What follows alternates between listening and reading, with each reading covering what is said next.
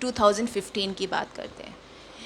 Obama ने joint comprehensive plan of action deal sign की थी ईरान के साथ और लिमिटेशन लगा दी थी उसकी न्यूक्लियर फैसिलिटी पे।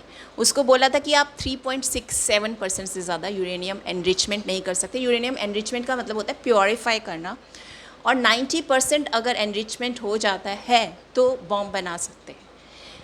फॉलो कर रहा था ब्लाइंडली ईरान, और उसका हमेशा से यही क्लेम रहा है कि मैं पीसफुल पर्पस के लिए यूज़ करूँगा और हमारी वैल्यूज़ ऐसी नहीं है कि हम न्यूक्लियर अटैक करें।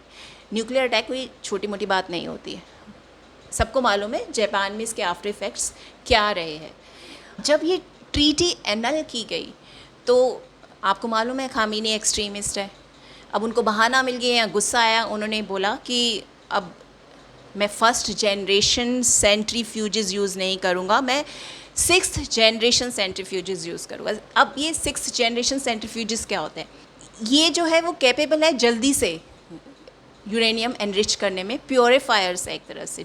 इंटरनेशनल न्यूक्लियर एनर्जी जो उनके हेड है, उनका कहना है कि 2003 के बाद हमने कोई एनरिचमेंट नहीं देखी थी, लेकिन रिसेंटली हमने देखा है कि वहाँ पर यूरेनियम 60% एनरिचमेंट हो चुकी है।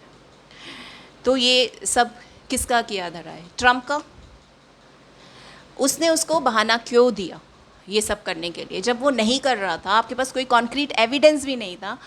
यूएस की जो इंटेलिजेंस एजेंसी की हेड है तुलसी गबार्ड, उनका कहना है कि उन्होंने इंस्पेक्शन किया है और कुछ भी ऐसा नहीं हो रहा जो सजेस्ट करे कि वहाँ बॉम्ब बन रहा है। यहाँ जो मोसाक है उनका ये कहना है, मोसाक जो है वो इज़राइल की इंटेलिजेंस एजेंसी है, कि ऐसा लग रहा है कि वो बनाएगा एटॉमिक बम।